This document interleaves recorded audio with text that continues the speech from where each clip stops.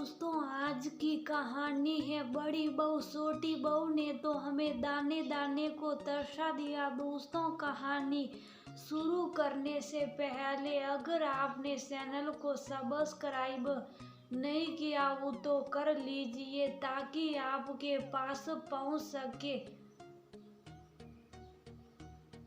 हर नया वीडियो। माफ करने वाले का दिल बहुत बड़ा होता है। बहू, हम दोनों को माफ कर दो, हम लोगों ने तुम्हारा बहुत दिल दुखाया, इसके लिए तो ईश्वर भी हमें माफ नहीं करेगा। कहते हुए गोदावरी जी और दयाल जी की आंखें झुकी हुई थी। पहले घर चलकर आप लोग कुछ खा पी लीजिए, फिर आराम से बातें करते हैं, कहते हुए वसुधा ने आवाज देकर ऑटो रोका और अपने सास ससुर को सहारा देकर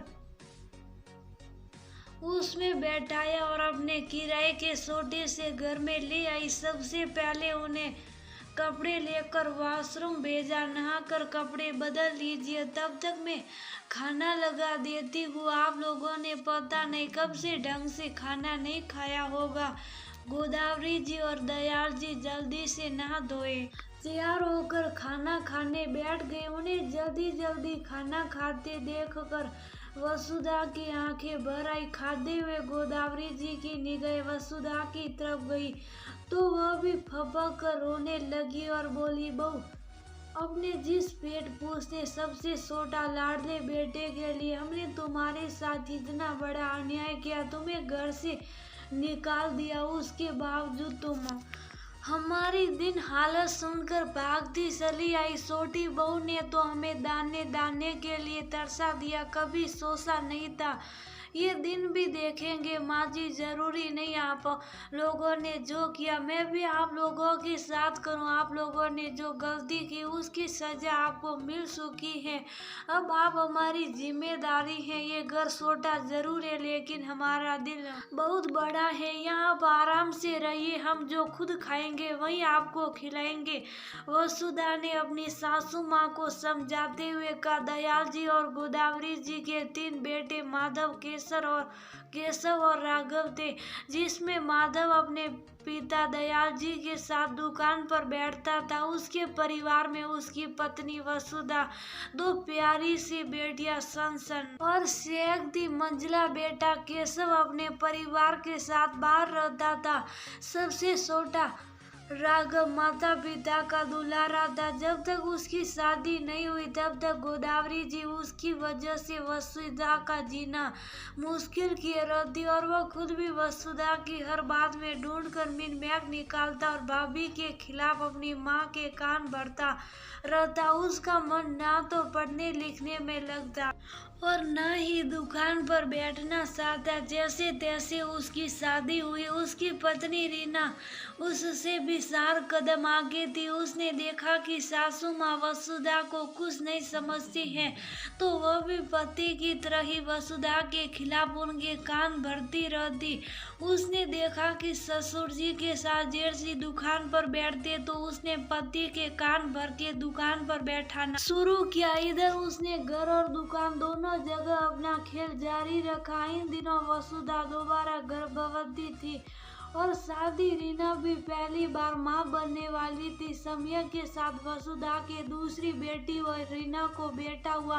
अब तो घर में वसुधा की स्थिति और भी गिर गई। रीना तो पहले से ही सास की सरसड़ी थी, अब बेटा हो जाने से तो उसकी कीमत और भी ज्यादा बढ़ गई। इधर राघव ने पिता के कान भर के दुकान पर अपना अधिकार जमाना शुरू कर दिया। राघव तो माता पिता का दुलारा था ही तो सब उसकी सुनते ही थे। एक दिन सासू माँ गोदावरी जी और रीना ने मिलकर षड्यंत्र रचकर वसुधा पर चोरी का इल्जाम लगाया। माधव सीधा साधा अपनी पत्नी के बेगुनाही की गुहार लगाता रहा लेकिन किसी ने नहीं सुनी और उसी समय उन्हें घर और दुकान से बेदखल कर दिया।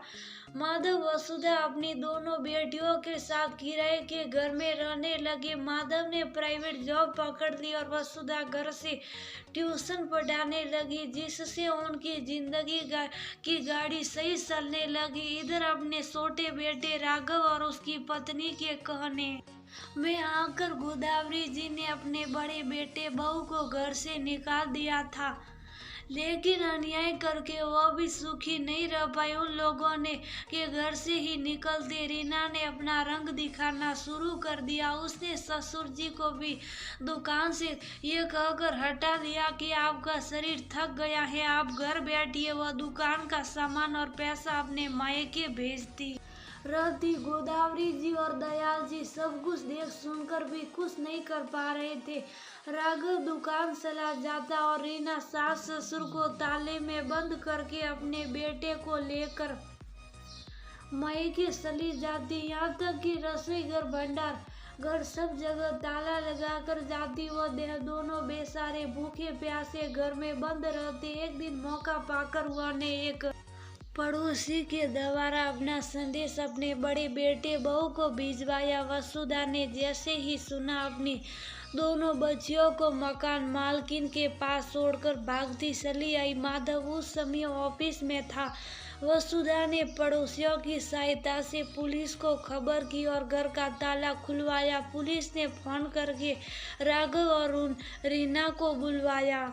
पुलिस उन दोनों को पकड़कर जेल में डालना चाहती थी, लेकिन उन दोनों ने ये कहते हुए मना कर दिया कि उन्हें सजा ईश्वर देगा। आप उन्हें छोड़ दीजिए और हमें हमारे बड़े बेटे बहू के सुपुर्द कर दीजिए, हम उन्हीं के साथ रहेंगे। वसुधा के साथ माता पिता को जाते देखकर राघव और रीना की नजरें शर्म से झुकी हुई थी। समाज में बदनामी हुई सो अलग, लेकिन अब क्या कर सकते हैं। लालच के वशीभूत होकर पहले अपने भाई भाभी के साथ अन्याय किया और अब अपने माता पिता के साथ इतना घृणित करते गया। उन्हें भूखा प्यासा घर में बंद करके रखा। उसकी सजा उन्हें माता पिता ने ना देकर ईश्वर पर छोड़ दिया। वसुधा उन्हें लेकर अपने घर चली आई। शाम को माधव के घर आने पर उसे पूरे घटनाक्रम से अवगत कराया तो उसने भी पुरानी किसी बात को याद ना करते हुए अपने माता पिता को आश्वासन दिया, आपको किसी बात की चिंता करने की जरूरत नहीं है, मैं इतना कमा लेता हूँ जिसमें अपने माता पिता की जिम्मेदारियों को उठा सकूं। कहते हुए माधव अपने माता पिता के चरणों में झुक गया। वसुधा माधव के साथ दोनों बच्चियां भी अपने दादी बाबा को देखकर बेहद खुश थी। गोदावरी जी और दयाल जी उन्हें आज अपने बड़े बेटे बहू की कीमत समझ आ गई थी।